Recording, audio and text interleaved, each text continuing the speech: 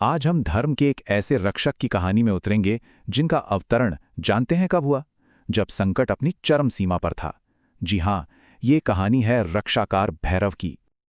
ये एक ऐसी लाइन है जो हमारे इतिहास और पुराणों में बार बार गूंजती है ना? जब जब अंधकार और अधर्म अपनी हदें पार करते हैं, तो एक दिव्य शक्ति, एक डिवाइन फोर्स संतुलन बनाने के लिए जरूर आती है। और आज की हमारी जो ये कथा है, वो इसी विश्वास की बुनियाद पर खड़ी है। तो ये कहानी शुरू कहाँ से होती है? ये शुरू होती है एक ऐसे संकट से जिसने सच मानिए तीनों लोकों की नींव हिलाकर रख दी थी। ये था अधर्म का संकट। और हर संकट का एक चेहरा होता है। इस संकट का चेहरा था अतिमाल। देखिए, ये कोई मामूली असुर नहीं था। नहीं, अतिमाल तो वो विनाशकारी शक्ति था जिसका आतंक मानो पूरे कॉस्मिक ऑर्डर, पूरी ब्रह्मांडीय व्यवस्था को तोड़ रहा था। हर तरफ बस डर, खौफ और अराजकता का राज था। अब जरा सोचिए, उसके आतंक का लेवल क्या रहा होगा। वो सिर्फ लड़ाई नहीं लड़ रहा था, नहीं, वो तो सीधा आस्था पर, विश्वास पर हमला कर रहा था। पवित्र यज्ञों को नष्ट करना। इसका मतलब क्या हुआ? इसका मतलब है कि वो ब्रह्मांड की पॉजिटिव एनर्जी को ही खत्म कर रहा था। तपस्वी साधुओं को सताना, यानी ज्ञान और शांति पर सीधा प्रहार, और देवदूतों को बंदी बनाना, मतलब अच्छाई और बुराई के बीच जो कम्युनिकेशन का ब्रिज है, उसे ही तोड़ देना। उसका मकसद सिर्फ जीतना नहीं था, उसका मकसद था धर्म को जड़ से उखाड़ फेंकना। तो जब जब सारे रास्ते बंद हो गए, सारे दरवाजे बंद दिखे, तब हताश निराश देवता पहुंचे महादेव की शरण में। और उनकी इस गुहार में, उनकी इस आवाज में सिर्फ डर नहीं था, नहीं, बल्कि पूरी सृष्टि के खत्म हो जाने की एक गहरी आशंका छिपी थी। और कहते हैं ना, जब प्रार्थना इतनी गहरी हो, इतनी सच्ची हो, तो उसका उत्तर भी असाधारण ही होता है। महादेव ने सिर्फ सुना नहीं, उन्होंने जवाब दिया, एक दिव्य उत्तर के रूप में।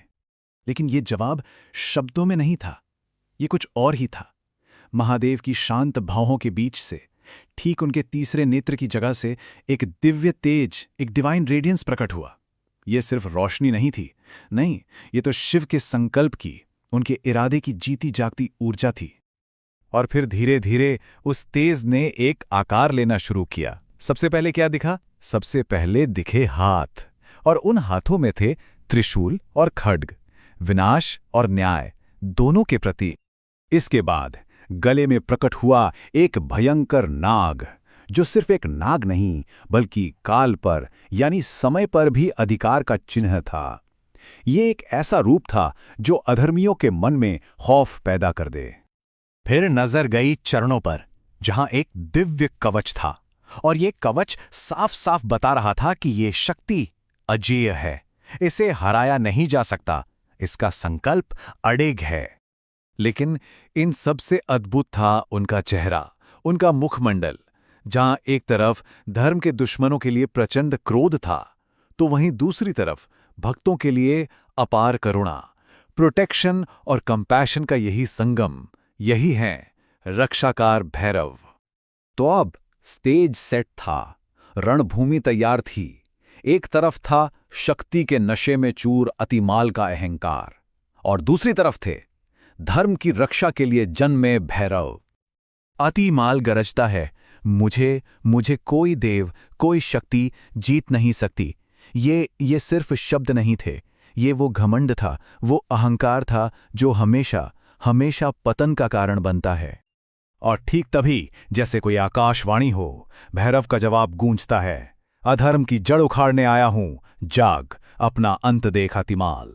ये सिर्फ एक चेतावनी नहीं थी, ये तो न्याय का, इंसाफ का ऐलान था। और युद्ध ज्यादा लंबा नहीं चला। चल भी कैसे सकता था? अहंकार, सत्य के तेज के सामने भला कितनी देर टिक सकता है?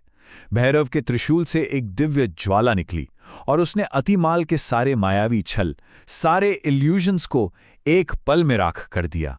और बस एक आखिरी प्रहार, और अधर्म का अंत हुआ। अधर्म का नाश हुआ, धर्म की फिर से स्थापना हुई। लेकिन इस कहानी का सबसे जरूरी, सबसे इंपॉर्टेंट हिस्सा तो अब आता है, और वो है रक्षक का वरदान। भैरव ने एक अद्भुत वचन दिया, एक प्रॉमिस किया, और इस बात पर जरा गौर करने की जरूरत है।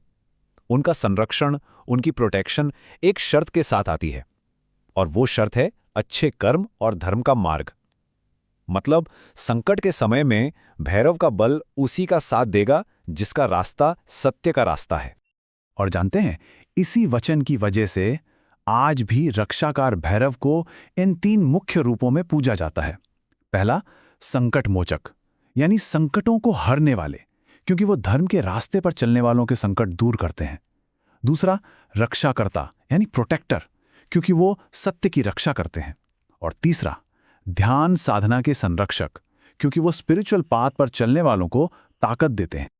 तो इस पूरी कहानी का सार क्या है? इसका एसेंस क्या है?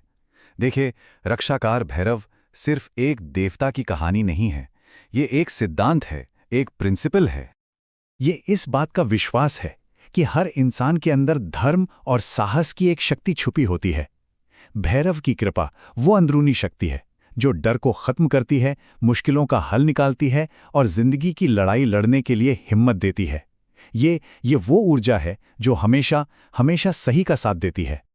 तो आखिर में सवाल ये नहीं रह जाता कि भैरव कौन है, बल्कि सवाल ये बनता है कि भैरव क्या है। जब जीवन में अतिमाल जैसे बड़े बड़े संकट आते हैं, जब चारों तरफ अन्याय और अधर्म नजर आता है, तब वो हिम्मत, वो साहस, उसका सोर्स क्या होता है? कहां से आता है वो? क्या वो स्रोत कहीं बाहर है या हमारे ही अंदर?